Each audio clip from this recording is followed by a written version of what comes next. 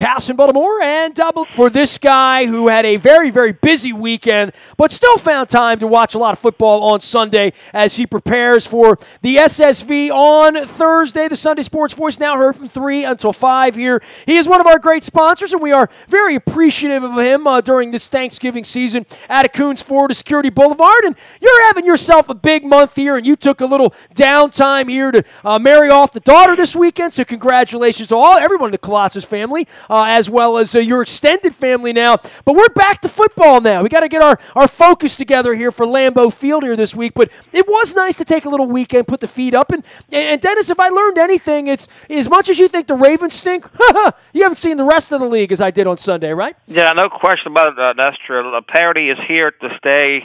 Anybody can beat anybody else any given Sunday, as we saw this past Sunday. Unfortunately, the boys up in Indianapolis couldn't pull off the upset and hold off the Steelers. Vikings look pretty good.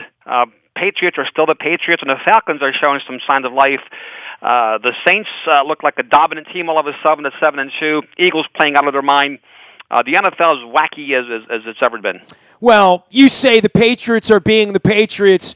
That should worry everybody, right? I mean, I watched the game on Sunday night, and all I could think about is, well, they look better than anybody else I've seen here. I mean, this side of the Eagles or the Saints or whatever, and it's only November, and they're getting better. They're certainly a much better team than the team I saw the first 2 weeks of the season back in September. Yeah, picking up Martellus Bennett from Green Bay was a big get. Now they've got 3 big tight ends, Gronkowski, of course, Bennett, and Allen. 3 big tight ends, 2 speedy receivers, running backs that can move the ball. Deion Lewis, very, very explosive. As long as their defense can hold together, Matt Patricia always does a very nice job. Looks to me like it's the Patriots and the Steelers. Maybe Kansas City sneaks in there for the AFC, but the AFC very weak overall. Well, I mean, we say all of that. I mean, Green Bay was fine until their quarterback went down, and we started to see more injuries over the weekend, and how the injuries have really affected every program. And I know we all sat around here licking our wounds, feeling bad about ourselves. No Marshall Yonda, no Brandon Williams. At one point, no Macklin, no Wallace. One point, no Flacco in the Miami game, right? Ryan Mallett's running around, even though it was 40-0. But players matter, and expensive players matter maybe more in this league than any other league. I mean, it feels like when a baseball player goes out, you make do for a little while.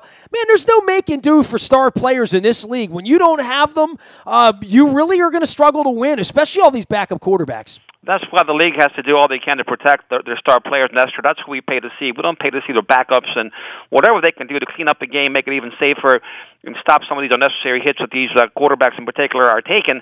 We certainly want to see Joe Flacco against Aaron Rodgers, not Ryan Mallett versus Brett Hundley. That would have been a horrible matchup, and all of a sudden the Ravens have some hope. They don't have to face neither Rodgers or Deshaun Watson down the road. Well, you say you don't like that matchup. I love Joe Flacco and Hundley this week, and I think this is really a lot of pressure on John, right? And a lot of pressure on Flacco, as it should be at 4-5. We have our starting quarterback. We have a lot of our starting players, most of our starting players at this point coming back. This part of the schedule, when you look at it, you can say, yeah, they've stunk, and yeah, I'm mad about the knee, or yeah, we can't run the ball, and and the offense is down, and let's fire Harbaugh, and all of that stuff that I see and hear and feel everywhere. But I do look at the schedule. I do look at the competition. I did see Jacoby Brissett running around. I did see the Cleveland Browns running around, with the Detroit Lions over the weekend. And I don't have any thought at all that they can't win 9 games here and be that 6th team in there, because I look at Buffalo, I look at Oakland, I look at Houston, I look at these other teams that they're going to be competing with for this 6th spot. I'm going to give Jacksonville, I'm going to give Tennessee 2 spots in that. That's where I am right now. I'll let you wake me up in a couple of weeks when they have to go out and actually win some games. But I don't hate where the Ravens are right now. It is unfortunate that they couldn't pull out the Tennessee game. It is unfortunate they couldn't pull out the Chicago game. I mean, the giveaway game's fine. I mean, they weren't going to win in London. They weren't going to beat the Steelers that day. That's fine. But I don't think the season's over here as much as in any other year, 4-5 at the bye, as we're out buying our turkey and our pumpkin pie and getting ready for Thanksgiving. That wouldn't smell good in any other normal year. This isn't a normal year, Dennis. Yeah, but the biggest disappointment, Nestor, they've left themselves not much room for error. You're talking about 5 losses already with 7 games to go. I mean, they've got to go 6-1 to finish at 10-6. They lose to Green Bay. It's going to be a monumental loss for them and put them in a real poor position, because after that, I mean, the wheels can really fall off the cart. Look, 8-8 was where ESPN predicted it would finish the beginning of the season based on their talent level. They're banged up even more than when they started out, missing some key players.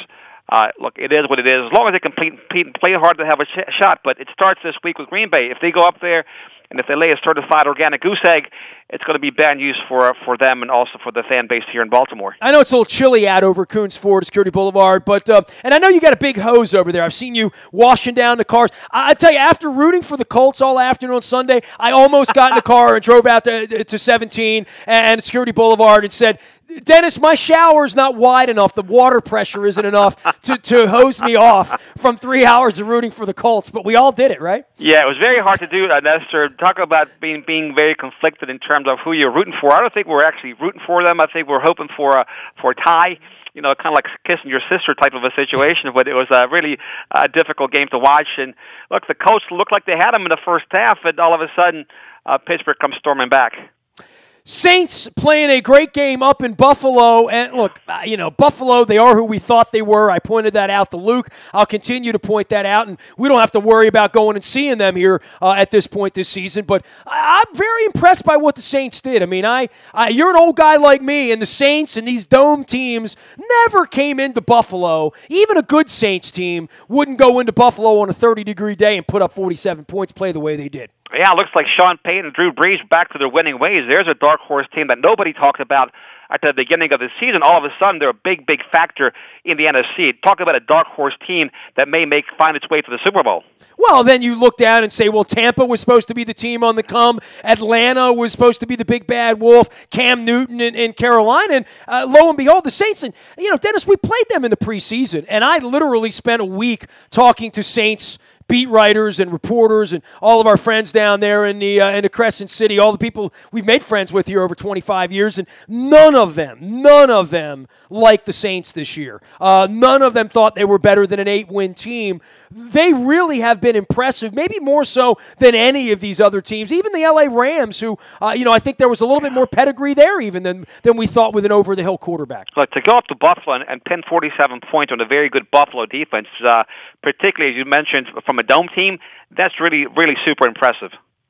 Dennis Colazzo's joining us here. He's the SSV out on WNST. He'll be here on Thursday, driving you home from 3 until 5, getting you ready for the weekend and the bye week. Dennis, what's going on out there at Coons Ford other than, and by the way, I'm going to thank you this week as part of my Thanksgiving anyway. I don't know that we have a picture of the two of us, but we got in the car and we're celebrating my wife's donor's birthday on Saturday, and we drove down to Anne Arundel County to eat some German food, and it was so cold. We got in the car, it was about 27 degrees in the morning, and my wife put the seat warmer on, and by the time I got to the 695-95 split down on the south side, I said, we should just turn the car right now over to Dennis's place because I should go there and hug him right now because my car has a seat warmer, and my wife made me do it, you made me do it, and every time I get in the car and my butt's warm in November, I thank you and Coons Ford Security Boulevard. Yeah, well, we appreciate it, Nestor. Things that are sometimes life-changing, these creature comforts, as I like to call them, like seat warmers, and I have the benefit of a heated steering wheel, which is a next level up for you guys, man. Well, the car starter is also a big thing, right? Like to warm the car up before you get in. You get used to it. It's like warming up your spaceship, where you get that kind of experience, and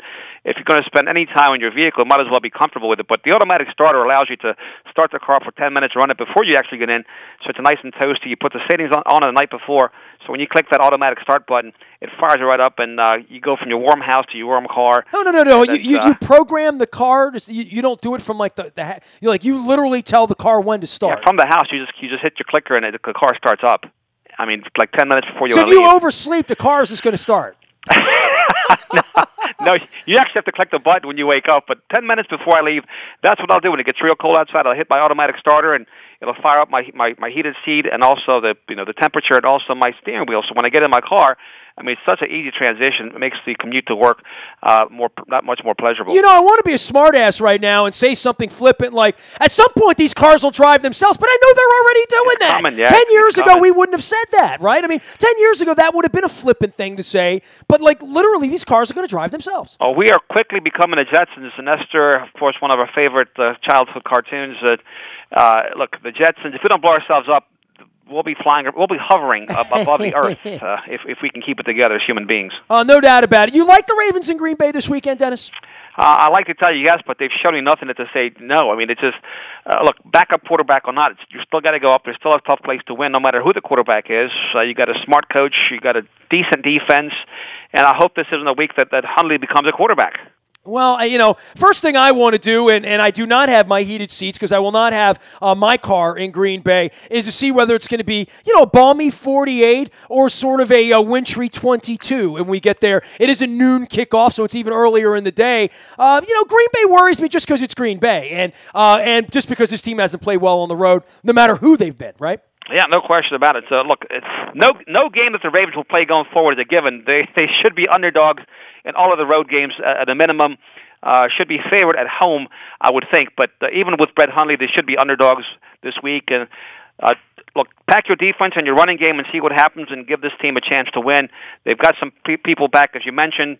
They're well coached, I still think, by John Harbaugh. I think he's still a great leader. So we'll hope for the best and see what happens. All right. Well, I'm doing the weather.com search right now on game time temperature. Right now, the forecast is in the low 30s for next week. So I will be packing my parka and trying to get ready, and we'll see how it goes. Winds 13 miles an hour. I don't know what that means. Look, if it favors a running game, then I like the Ravens' chances. Look, they know they've got a veteran team. They've done this before. They've been in this position before. They've made the playoffs from this position.